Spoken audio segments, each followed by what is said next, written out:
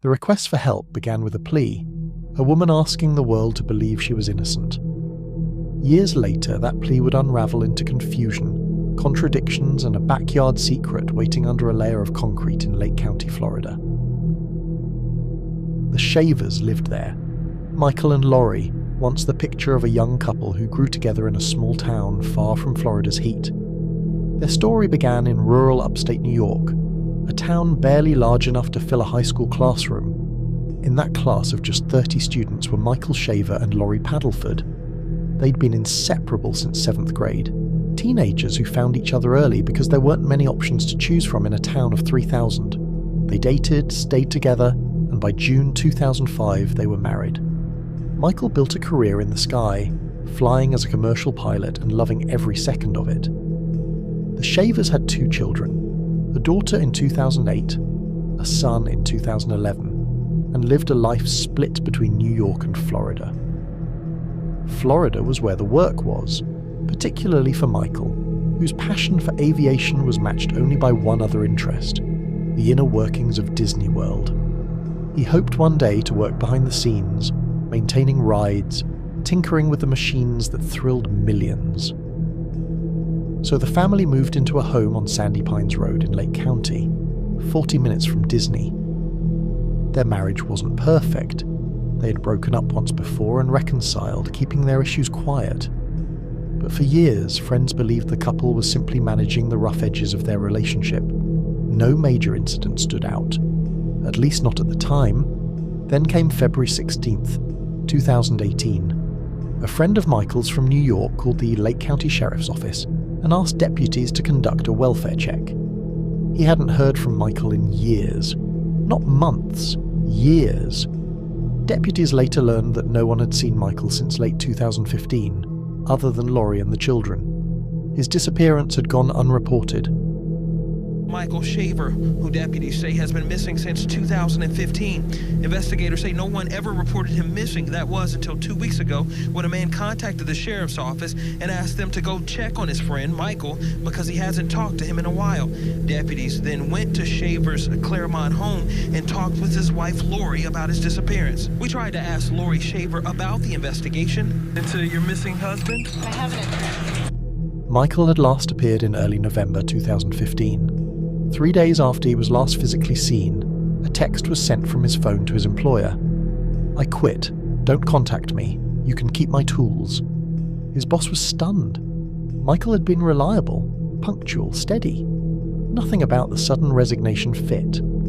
Laurie told people he had run off with another woman, moved out of state, started a new life. Occasionally his Facebook page would update, but friends suspected someone else was behind the keyboard. A photo of Mike fishing posted in 2017 was 2 years old.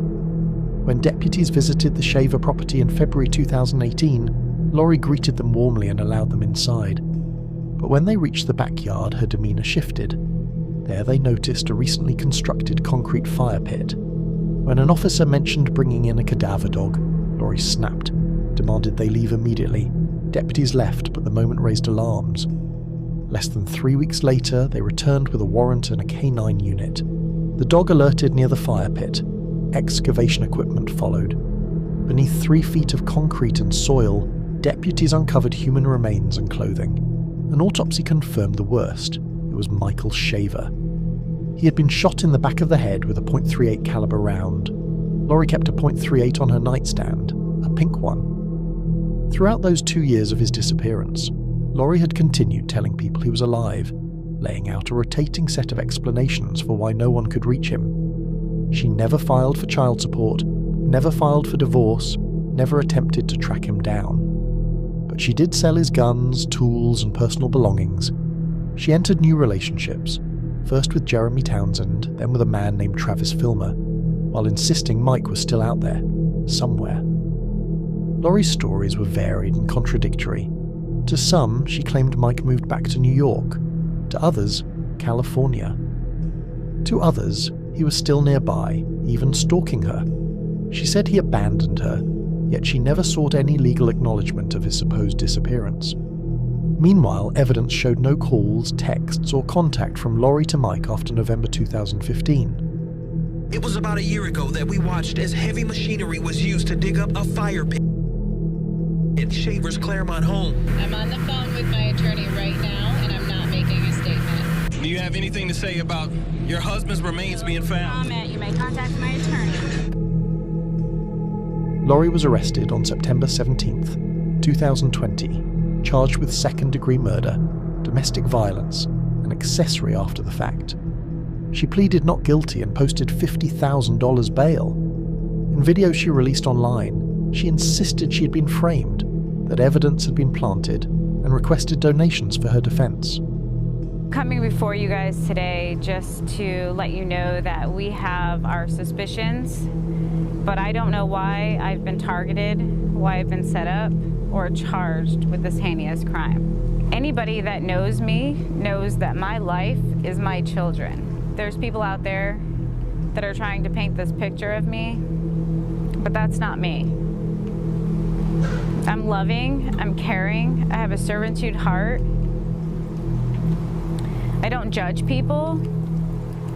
I accept all, and I always try to see the good in everybody. And right now, I am up against something that I would have never imagined possible. And so today, I'm coming to you.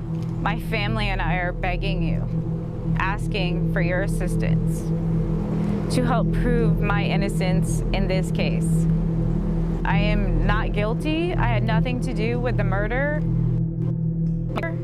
nor did I have any knowledge of his body being buried under where. We were building a gathering place, a conversational fire pit area for our family and friends.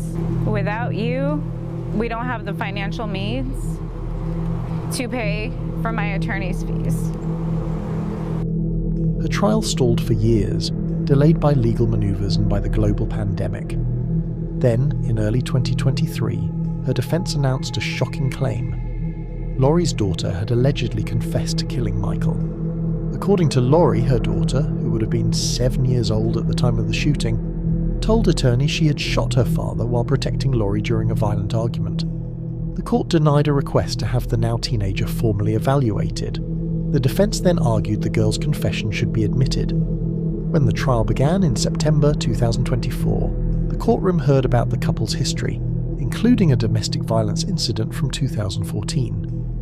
Both Laurie and Michael claimed the other had been the aggressor, each insisting they acted in self-defense. During testimony, Laurie described a night in 2015 when an argument escalated.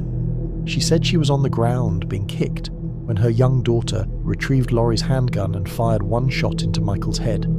She added that Jeremy Townsend was present and shot Michael again to make sure. Autopsy results, however, revealed only one entry wound. Laurie's daughter took the stand. Now a teenager, she stated she had shot her father at age 7 to protect her mother. But her statements had changed multiple times over the years. Prosecutors argued the confession was unreliable and likely influenced. Jeremy Townsend testified that he was not present, did not shoot Michael, and did not help dispose of the body. Did you shoot or injure Michael Shaver? No. At any point were you involved with disposing of the body of Michael Shaver? No. Investigators uncovered an extensive pattern of Laurie impersonating Michael after his death. She sent messages from his Facebook account. After Jeremy ended the relationship, Laurie began seeing another man, Travis Filmer. By December 2016, she and Travis held a commitment ceremony in her backyard, feet away from where Michael's remains were buried beneath the fire pit. Travis had helped pour the concrete slab, though it was never clear how much he knew. Neighbours later said they had witnessed violent arguments between Michael and Laurie, often initiated by Laurie. One neighbour said Michael once fled to her home for safety, fearing Laurie had taken the children and might harm them. Nearly 10 years after Michael's disappearance, the jury deliberated for only 4 hours. Laurie Filmer, formerly Laurie Shaver, was found guilty of second-degree murder. In November 2024, she stood before a judge as the sentence was read: life in the Florida Department of Corrections. No, she doesn't, Judge. Is there anything further? Nothing further from the defense. Anything further from the state? No, sir.